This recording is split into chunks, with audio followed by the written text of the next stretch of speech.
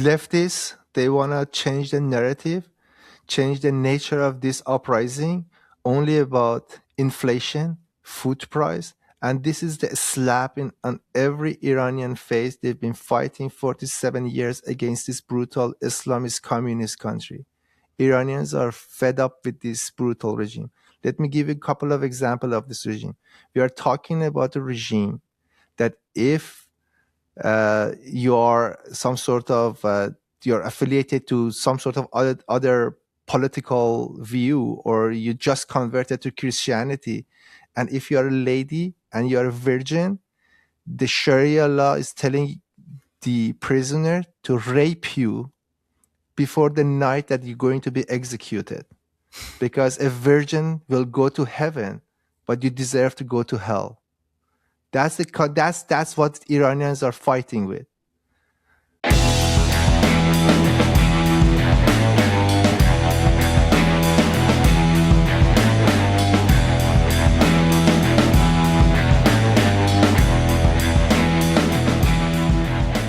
Ehsan Arjmand, thank you for talking to me today, my brother.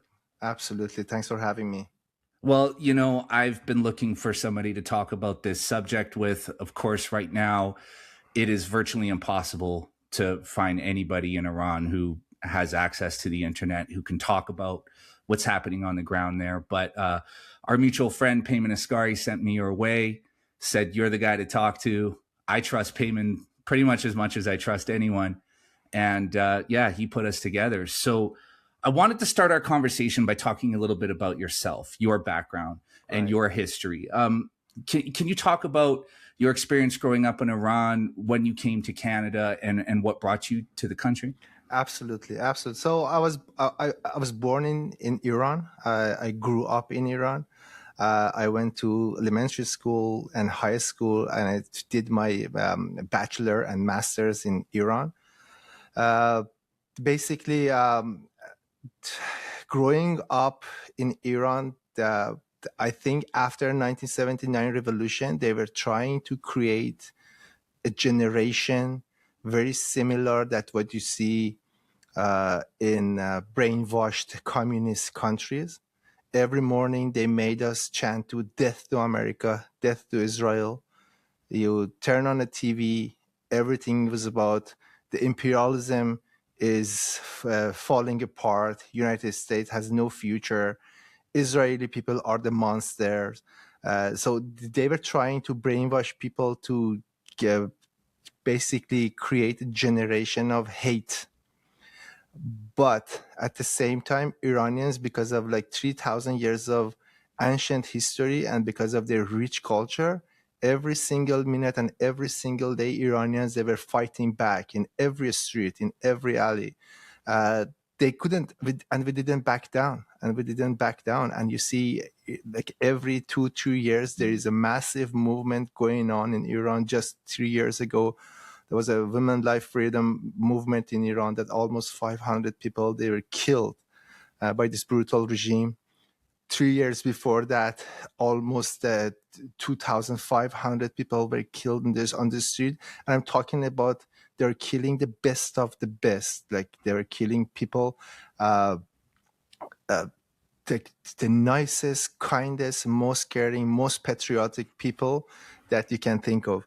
So growing up in Iran in that time wasn't really easy. And a lot of people like me, they were trying to find a way to just get out. Because if you are not part of the mafia, if you are not part of this regime, if you cannot act like them, if you cannot speak like them, if you don't have those connections to the regime, you're not going to get anywhere.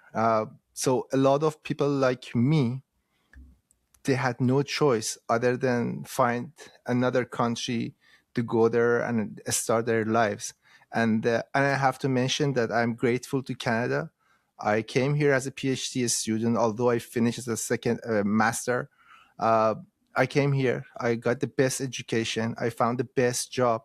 And if it weren't for Canada, and if I stayed in country, and considering that I don't have those connections and I'm not a two-faced person and I cannot go along with all this bullshit propaganda, I wouldn't get anywhere. So that's the brief story of what I went through. Yeah. So I want to talk about the 1979 revolution and the conditions that led to that revolution. Can you give our listeners a bit of the history leading into the 1979 revolution and why it was important to the nation of Iran? Yeah. So I want to just give you some information that you don't get in any media, but that's the real information, like based on facts and based on history and based on numbers. So before 1979 revolution, even Iran was a free, thriving country. The Shah, he was the most patriotic, the nicest person. Although they tried to demonize him through massive propaganda, but now my generation, we are going back and read the history and find all these contradicting narratives, and we try to find the right narratives. And Iranian people, they are smart, they're educated, so they are able to find their way around. So before 1979, Iran was such a great country. Everything, if you look at all these numbers, Iran was the only country they had 2-digit of economical advancement. Like it was about 12%. So it lots of jobs. And I can tell you that if you go ask a simple teacher, like elementary school teacher, they were able to vacation in south of France. So Iran was a country that people like Dubai, like if you want to go somewhere very luxury, if you want to have a great time, if you want to go to do like a luxurious skiing resort, you would go to Iran. So Iran was a great country, and I don't think any fair person with the right mind can deny that and can refuse that. But they start demonizing the Shah. They start creating massive propaganda against him, and it was led by BBC. BBC had the most biggest responsibility of creating all these drama against Shah. And I want to tell you one thing.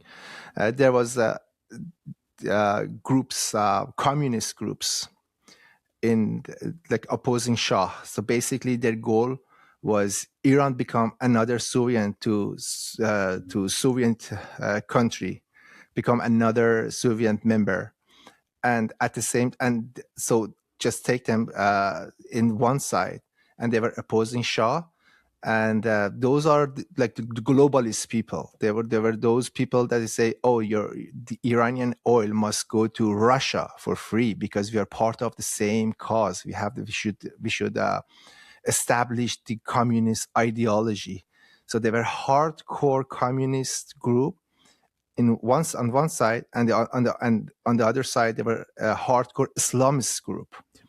And those Islamist group, they were extremely brutal, and they were not educated. But they had big influence on the very lower level kind of Iranian population. So somehow they learned how to be political, and that's when unholy alliance of leftists and Islamists happened. They joined together to overthrow Shah, and back then the West supported them in the Cold War. That's great. That's the West. When the West, especially President Carter, backstabbed the Shah of Iran. So basically, they supported Mullahs Khomeini. They created Khomeini Project, and they supported him to rule Iran. And that's when the downfall began. Yeah, prior to the 1979 revolution, Iran was a very liberal nation. Yeah. And so when you say BBC, you're talking about the British Broadcasting Corporation? That's right. They have a Persian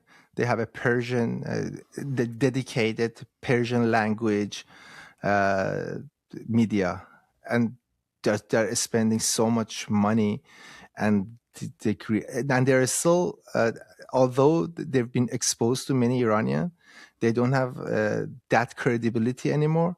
But they kind of played with their mind. I think it's very similar to what CBC is doing to Canadians these days.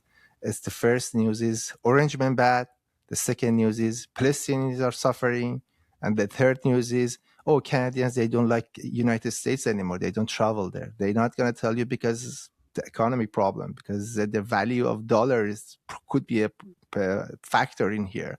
No, there is a hate. There is a hate against imperialism. There is a hate against those who are doing good. So everybody should suffer. And this is like a communist thinking, communist mentality. And I would imagine that the BBC broadcasting anti-Shah propaganda, they would have been undoubtedly working on behalf of MI6, Mossad, CIA, those organizations. Well, it was a coordinated attempt from all the West countries. So Shah, because he was extremely patriotic, because he was wishing the best for his nation, because he really had a true love for his nation. He wanted Iranian people to thrive. And that's one of the reasons Iranian people, they blend in the Western countries very, very fast, because we have our core values are very, very similar to the West. You don't see that with other nations. I don't want to name any nation, and I love everybody. I have a lot of friends from other nations, and I don't want to be accused of being racist or anything like that, but that's just a fact. Because Shah wanted the best for his own people. So he gave us a lot of education. He opened up the society. He made it easy for people to travel around and see the world. He extremely invested on young generation. So he created a very sophisticated, educated generation to build Iran. But one thing you should know is that back then, Middle East was extremely peaceful. And that's only because of the Shah. So he didn't start a war with any country. He would get along with any country peacefully. We were friends with Russia. We were friends with China. We were friends with Israel. Israel and Iran, we had very good relationship because we are the only two odd countries in that region that we don't speak Arabic. And although Iranians are called Muslim, but this type of Islam is kind of very, very different type of Islam in Iran. It's not like a hardcore Muslims that you see in other countries. So we were two odd countries, and that's why Israel and Iran, they kind of have a special friendship. And also we don't have any shared border. So there is no conflicting interest between us. And that's all to make us good friends. That's why I have very, very good friends from Israel and all around the world. But that is sad just because of the location, because of geopolitically, those countries, they get closer and closer to each other. Yeah. And there's a large Christian population in Iran as well. That's something that a lot of people don't discuss. I mean, maybe not so much anymore under the current regime, but there was a very large Christian population in Iran. Absolutely. Absolutely. So Iranian culture is to get along with everyone. Like, it doesn't matter you're Jewish, you're Muslim, you're Zoroastrian, you're Christian. Like my best friend, his roots was from Armenia, and he was Christian, and we used to drink a lot, and then we used to have party together a lot. So we really don't like Iranians, because it's very inclusive culture. We have almost more than 400 dialogues are being spoken in Iran. So there was a large number of Christians, and the city actually I was born, there was a very, very old, nice church, like 10 minutes walking away from our home, like Wank Church, and it was one of the most ancient church, and I hope you get to see it one day. But the problem is Christians are these days even being executed. If you are a Muslim and you convert to Christianity based on Sharia law, you've got to be killed. And that's a problem. That's why even Christians, they are not safe in Iran anymore. That's horrible. Only because you want to change your faith, only because you want to practice different religion, but your verdict would be you've got to be executed, and that's horrible. And there are many circumstances. If you just Google it, you can see the list of all these Christians that they've been, and it's not about Christians, like Baha'i people, Jewish people, like from like all kind of faiths. They're suffering the same problem.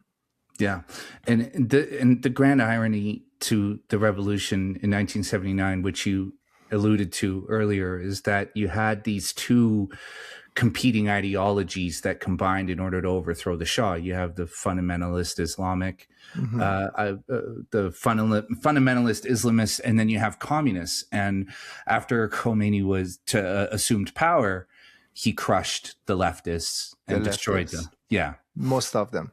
Yeah. Yeah. So going forward now today, what's happening on the ground in Iran? Ehsan, can you give us some background as to what sparked this uprising and what looks to be turning into a revolution? Yeah. As I mentioned, the fight of Iranian people against this brutal regime is going on since the revolution started. Just if you look at the numbers and number of executions and number of political prisoners, it's just easily could be understood. So this is something that's going on. Iranians, they're a very proud nation. They are very proud of their 3,000-year history. They kind of opposing this Islamist communist ideology. And the fight is going on for the last 47 years. And then in every turn, they express their anger, they express their disappointment.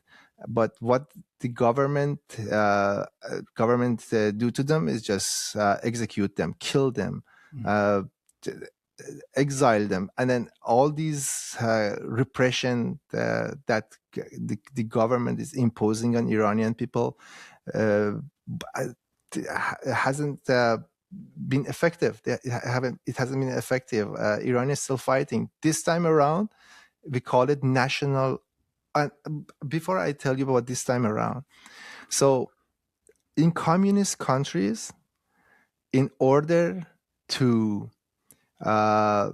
make sure you always stay in power, is to lead and control the opposition.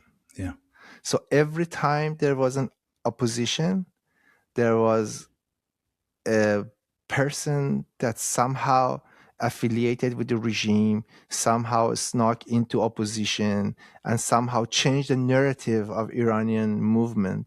And same thing what happened in Women Life Freedom. It was very beautiful movement, but it wasn't about only women. It wasn't a feminist movement. It was all about like from all people from all walks of lives.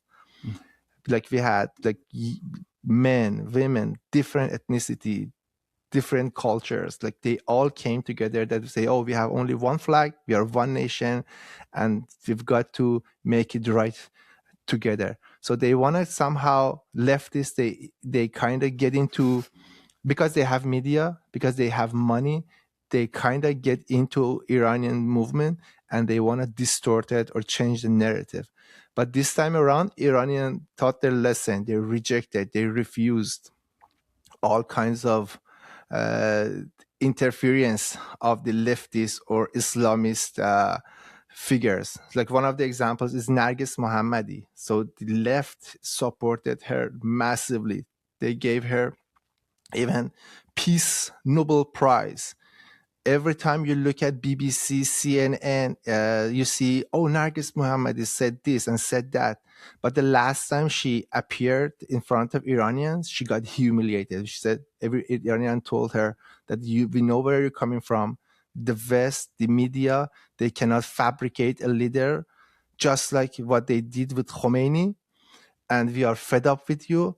We want to turn our country back to what it was in 1979. And if there is any reform, any change needed, we're going to look into it legally and based on the very actually modern constitutional monarchy constitution that we have.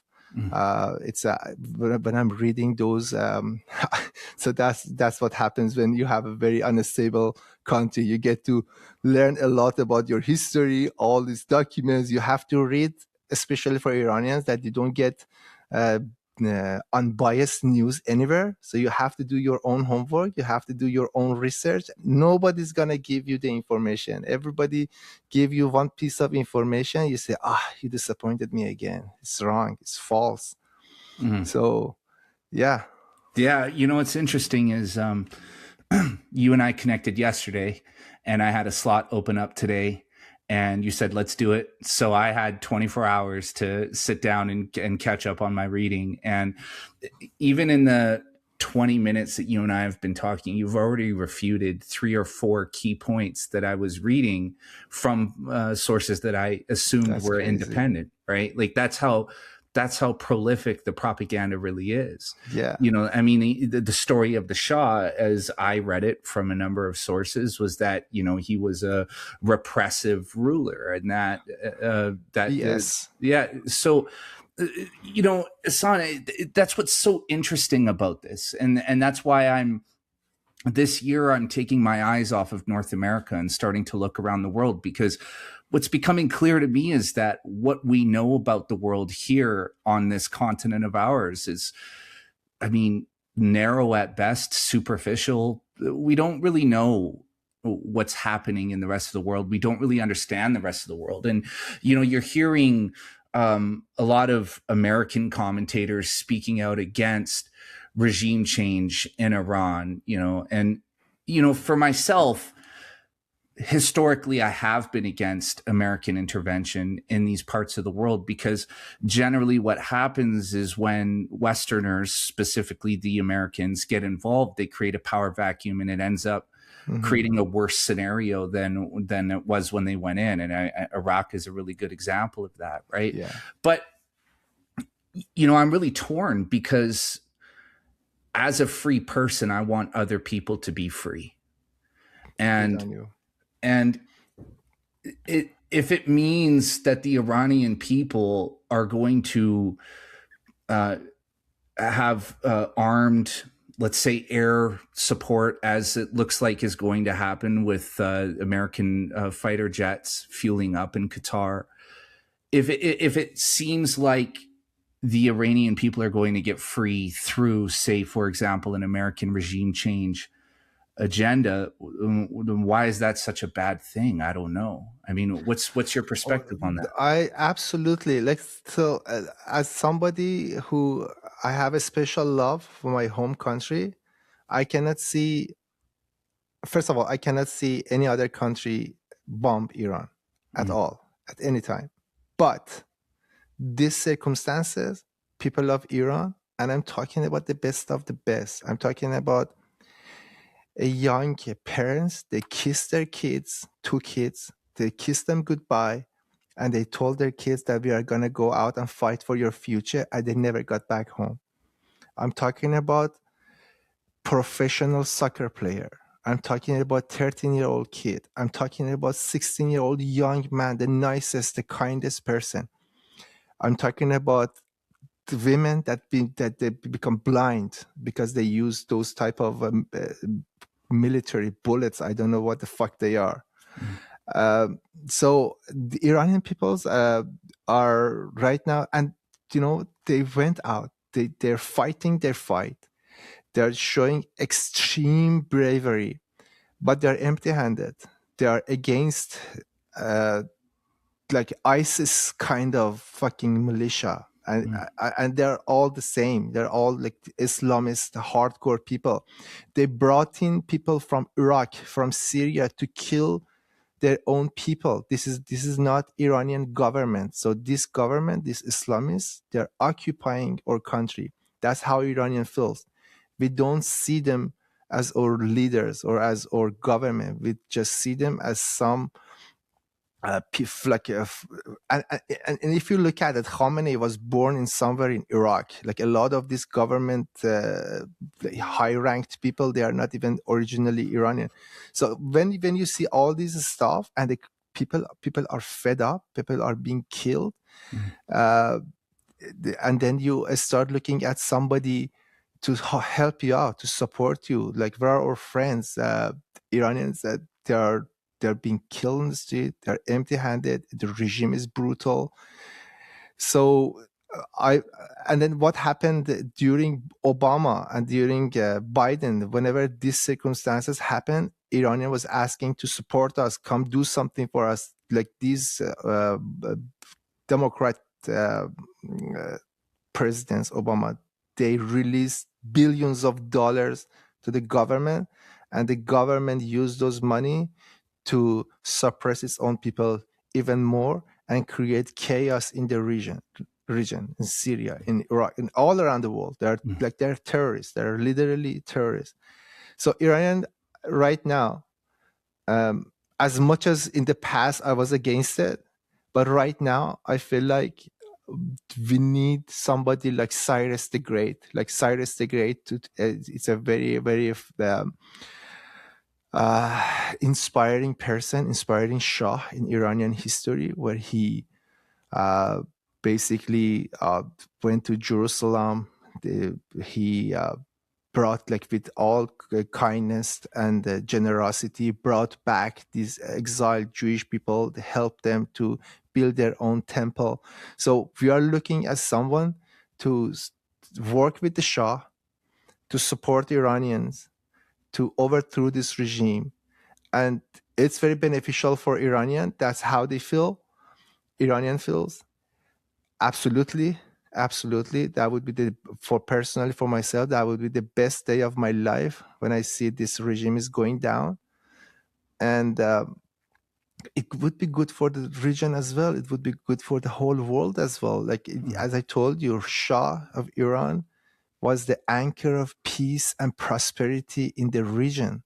There was no madness. There was no craziness. He helped like Egypt to work things out with Israel. He didn't want any war all around the world, because the nature of Iranian culture is extremely peaceful. And this regime, it's just two different things, like the regime and Iranian people and Iranian culture. They are not representing us. As I said, we look at them as brutal occupants of Iran. So I'm in favor of it. I'm in favor of, if the free world, they step in. The Iranians, they paid huge costs so far. So yeah. Yeah, I was reading a figure today. I don't know how true this is, but there's estimates of 10,000 plus missing or murdered right 12,000 died. And the number of casualty is not about 12,000 being killed. It's about like a lot of casualty, like a lot of people, they're going to lose their eyes. They're going to losing their family, losing their, basically a lot of people going to be executed in near future, because they want to create horror that if you do this, you're going to be executed. So they're ruling through this type of madness. So the 12,000, the number is crazy. And we are talking about a matter of 3 nights. Yeah. 3 nights demonstration. Like, you know how many people killed in Ukraine so far? Like military people, like 14,000. Yeah. Do you know this 12,000? And that's a minimum number. And this is a verified number. And it's going to go up, but it's 3 times more than the number of Americans died in 9/11. And we're talking about like the nicest, brightest, kindest people. People just wanted to get what they deserve. They just want to be free. Be free. You know, like that's you know, I think for us here in the West, but particularly in North America, because we're so far removed, we don't understand that concept. Yeah. We don't understand what it's like to live for 47 years under a fundamentalist Islamic regime.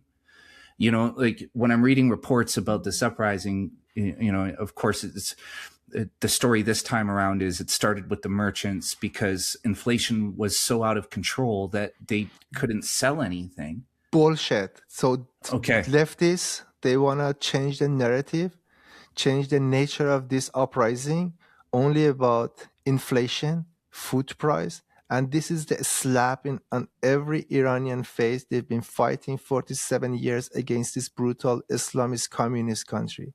Iranians are fed up with this brutal regime. Let me give you a couple of examples of this regime.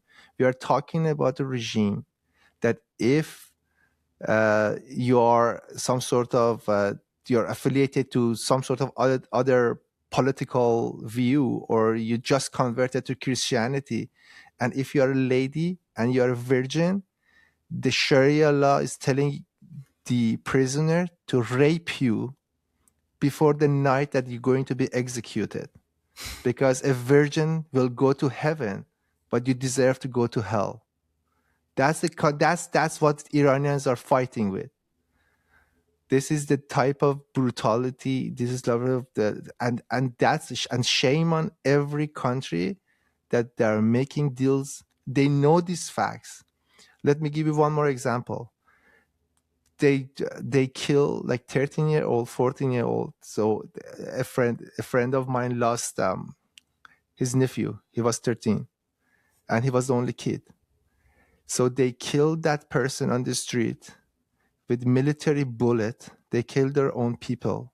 They take the dead body and they ask the family of the deceased person, you have to pay for that bullet that we killed your son in order for us to release the body for you. So that's what Iranians are fighting against. And all these like crazy liberals that I always have confrontation with, oh, USA is going to interfere. Is that something you like?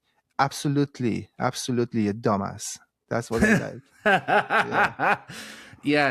And again, like it's we have a skewed perspective here because we look at this as regime change. We look at this as American interference, the military industrial complex doing what it does around the world. But for Iranians, it doesn't fucking matter because whoever is going to come in and help and free them, they're willing to work with. It's the same reason, it's the same reason you've seen these uprisings over the last 47 years from time to time. Yeah. Right. You get these mass protest movements because finally enough is enough and they just go for it. But this time it really feels like with American and Israeli backing, and now the Americans and the... So far, it's been just talk the talk. There's been no action. We're hoping to get some action. People are still on the street. They are still being killed. They're still fighting their fight. They're showing their extreme bravery that I just... unbelievable to me. The level of bravery they're showing to the world. And I believe this young generation, and they're mostly very, very young people, like they're teenagers, like early 20s, young parents, the dedication, the fight they're doing for better future for their country, to take their country back and rebuild it. That's their slogan. We're going to take Iran back and rebuild it the way it used to be before 1979 revolution. So Ehsan, so what sparked it this time? Because it really does feel like this time is different, like that the people have had enough. Yeah. So as I said, there's been like Iranians are fighting last 47 years. I actually had a bar chart that shows like, if you look at the trend, every time, every 2-3 years, it gets more and more intensified. It gets like the number of people being killed gets higher. The duration gets longer. So this is a trend. This time, basically, Iranians got to the point that we've been humiliated enough. This is not what we deserve. All these inflation on food prices, they were contributing factor. But Iranians, they're fighting for Iran as a country, for Iranian people. Like, I fight for you, you fight for me. I fight for you because you're Christian. I want you to be free. I fight for you because you are Jewish and I want you to be free. Enough is enough with this humiliation coming from Islamist, extremist leaders. And then we are not part of any ideology. We want the best for everyone from all around the world, including people living in Gaza or everywhere. But in the last 47 years, Iranians are paying the price for the ideology that they don't believe in. We believe in the harmony, we believe in friendship, we believe in prosperity, we believe in peace. And there's one thing that maybe one thing I just want to mention here is that all these massive immigration problem that they are coming from, like all these Muslims, they came from Syria, from Iraq, from Yemen, from all around the world to the West. And I admit that the culture, it's not quite compatible with the Western values. And that's a reality. Some may get upset, some may not, but I don't mind just telling the truth. It's because of the Islamic Republic regime in Iran, because they create a chaos. So you guys are, so you may not know it. You are suffering from the existence of Islamic Republic in Iran as well. A lot of, like, if you, for example, like housing, we have a housing problem. If you look at the root cause, oh, okay, it's because we have a lot of immigrants. And then if you keep going, asking yourself why we have a lot of immigrants, because the country is not stable. Okay, why the country is not stable? Because of this freaking regime in Iran and creating chaos and using the Iranian resources to propagate, spread madness and hatred all around the world. Yeah, well, it's also too, it's that this form of Islam is a fundamentalist extremist form. It's a radical form of Islam. Like, I think, Westerners have a very narrow view of Islam, in that they think it's all one thing and it's just barbaric. But the truth is that modern Islam is very, very different than this version that is currently rules Iran, right? See, like my grandma, she was a real Muslim, and I learned from her how to be a nice Muslim. Like, you have the faith, you wake up 5 a.m., you practice your religion, you don't want to impose your ideology to anybody else. This is your private beliefs. You keep it to yourself. If it helps you grow, if it helps you to become a better person, I 100% support that. Good on you. So when I say Iranians movement is against political Islam, political is the key word in here. We are all for free religion. Everybody can practice their own religion.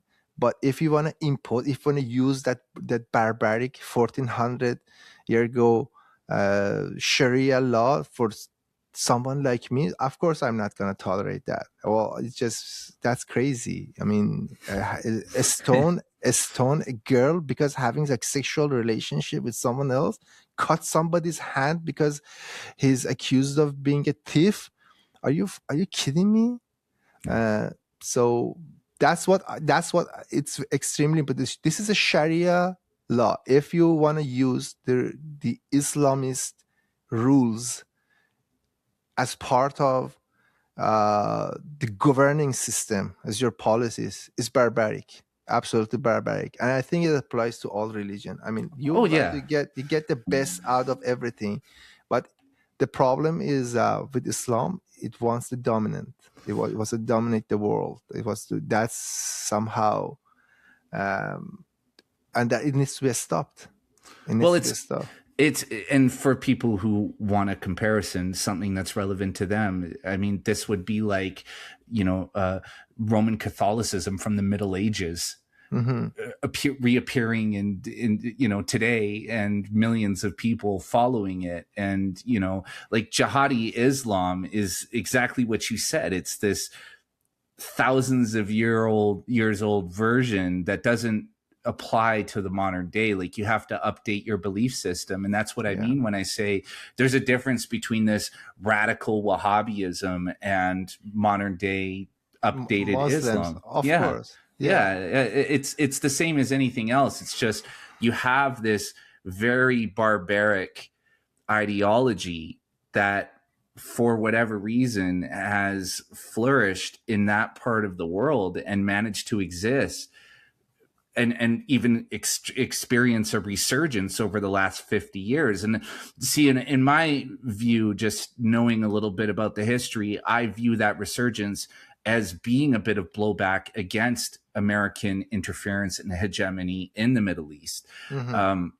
When you have these wars that go on and on and on forever, or even American-backed wars like the Iraq-Iran war, what you do is you force people more to the extreme side, because when your children and your family are being blown to smithereens by these foreign invaders, you yourself are going to become more extreme in your viewpoint.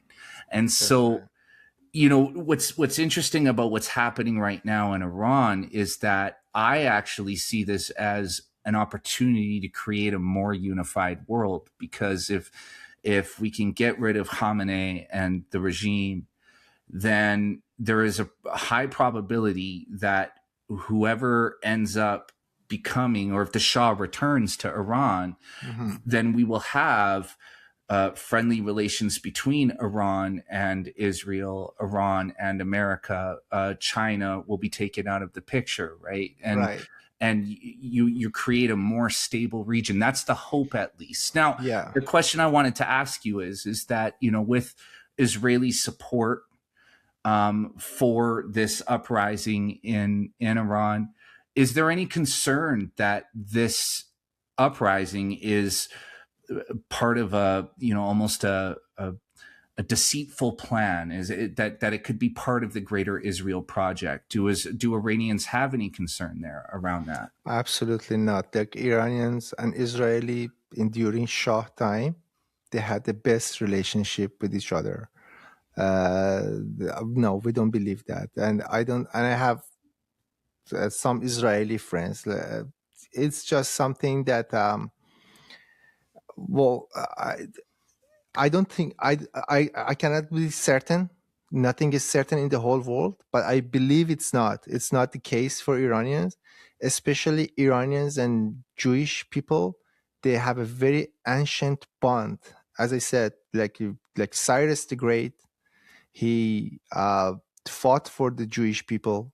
He took over Babylon dynasty, and then he peacefully brought back the Jewish people to their own homeland. So we have like a very, very large history, like a very considerable history with Jewish people, with Israeli people. So no, I don't think that's extremely unlikely. That's extremely unlikely. But let me just, it's very off topic, but I want to tell you one thing. Like, one of the propagandas always against the Shah was he was the ruler and dictator and a very self-centered person. But and it's been like during my elementary school in history classes, they always try to bombard us with this bullshit. But now when I go back and look at the Iranian constitution was actually extremely modern. We had like a parliament, and we had elections. But they never talk about it. We had 3 parliaments. One, we call it the national parliament, or Majlis Milli, and the second parliament is the Senate. And somehow the structure everything. So everything, like the Shah is under control of parliament. The parliament is under. They check and balance very, very nicely. The reason Pahlavi, we call it, it was magic what happened during Pahlavi time, because like in the matter of like 50 years, they took Iran out of nothing, absolutely nothing. After the World War I, Mohammad Reza Shah took Iran and he built a country that the Iranian passport was the most valuable passport in the whole world. So Iranian people like appreciate him. But that's another lie. That's another propaganda always against him. just because uh, they wanted to get rid of him somehow. They wanted to find somebody who thought back then it's easier to deal with. So they brought in uneducated, very, very dumb Khomeini. So they thought this person can be controlled like more easily. But it turned out to be that he was the biggest monster of all time in the last 50 years in the world. If you look at the death tolls, and then if you look at all these numbers, it's been genocide going on in that region. So how does Khomeini stack up against Khamenei? What are the differences between them? Is Khamenei more brutal than Khomeini was, or are they both the same They're thing? both the same. They are driven by their extreme communist Islamist ideology. Well, the Khamenei is the most loyal person to that beliefs, to those ideology. So basically they are the same. They are the same, and that's there's been, and they've been keep doing this the same thing. But back then, and Khamenei, I give it to him. He's a smart. He got rid of all people that had the potential to take power. So right now around him basically is almost no one worth of talking about. The one of the things that so Israel was very successful to get rid of the top IRGC commanders. Like one thing that we criticized a lot. So why did you do an unfinished job? Why did you get rid of the head of a snake? So if they get rid of Khamenei, there would be a great chance for Iranian people to take their country back. Yeah, and it looks like he's definitely in the crosshairs. I know Israel and America issued warnings to top members of the IRGC before the 12-day war that they had a day to get out, and that if they didn't get out, that they were a target. Do you have any idea where Khamenei might be right now? Is he still in Iran, do you think? We call him Mushali. He's like a rat. He's hidden somewhere deep on the ground. So he's such a coward person, and he lives Iranian, and he's thugs. He unleashes thugs to kill off Iranian people while he's hiding somewhere very, very deep in the ground. That's why we call him a rat. He lives like a rat. So I want to ask you a question, a personal question, because you have your podcast, you're very outspoken, obviously. And, there are IRGC elements in Canada. There are members of the IRGC here involved in organized crime, involved in extortion and other things. Are you ever concerned for yourself and your own safety talking about these things? Well, there is a saying in Iranian language. It's called, I'm going to say it in Iranian. I'm going to translate it in English. That means "Khune man rangin tar nist." It means my blood is not more colorful than yours.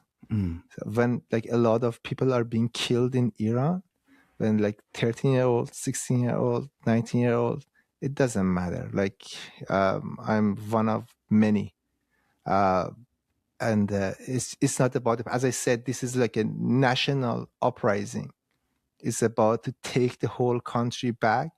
And one of the reasons that I'm supporting monarchy for Iran, because Iran has the oldest, most ancient monarchy, because it brings people together from all walks of life. Every country is different. I know patriotic Canadians, they're against monarchy. They are more into republic, but every country has a different story.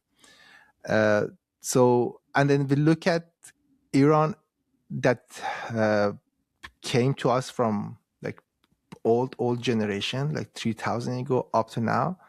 And then we have a responsibility to future generation to take Iran back and give it to them. So we look at as a whole country, not as a person.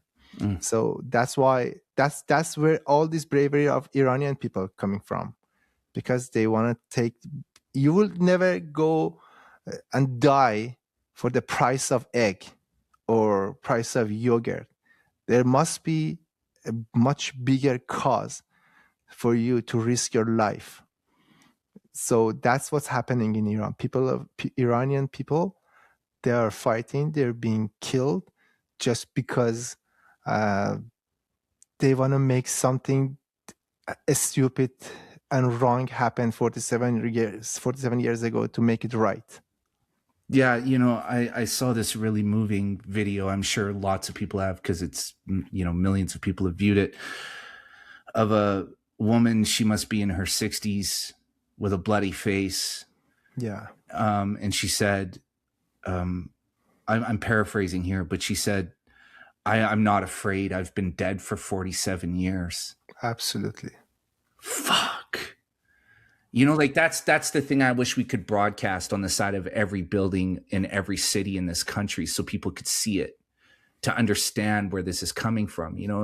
What's interesting to me about this uprising, you could correct me if I'm wrong here, but from what I've read, a lot of the early protests started in the smaller towns where the Khamenei regime has a stronghold. So it signals that even the, I wouldn't say extremist, but the devout traditional Muslims are ready to fight and ready to get rid of him. So can you repeat? So you mean all? Yeah, no. So from what I read today, because I've been speed reading through everything, just trying to refresh my memory, make sure I have. Because there are a lot of projects going on to save this regime's ass. Yeah. There are multiple players on the ground. Yeah. So what I read today was that a lot of this uprising started in the smaller towns outside of the bigger cities like Tehran. And a lot of the early protesters, the first people who took to the streets, were traditional Muslims, people who would have traditionally been in support of this regime. So what that signals to us and to the rest of the world is that Khamenei and his regime have no support from anybody whatsoever. Absolutely. And they want him gone. Right? Absolutely. So this dictatorship, Khamenei, the 100% dictatorship, that's how it started. Even the religious group, the Muslim group in Iran, they've been. What happens? Like when you take over and you want to basically get more and more power, you basically shrink the circle of trust. So basically, even religious people, they don't have the feeling of belonging to this regime, to this. So everybody, they see at them as an occupant, as illegitimate occupant of Iran. And that's true. That's true. Even like a lot of people with the religion, and then they're like nice people. Like they don't believe in political use of Islam to run a country, but at the same time they have a strong faith, and I respect that, and that's very good for them. But if you want, but they are totally against that, using that ideology to justify your killing, to justify being brutal and do anything you want. There's one thing about Khamenei is that somebody asked him, why are you killing a lot of people? Like, why are you so brutal? So he thinks he's the God. He said, if God kills people, would you question him? Yeah. So that's the level of craziness and madness and illusion that he's in right now. Yeah, and so Ehsan, I don't want to keep you too long because I know you have other things happening in your life. Yeah. But I'm assuming you still have family and friends in Iran who are there right Absolutely. now. Have you been able to communicate with them at all? And if you have, what are you hearing from them?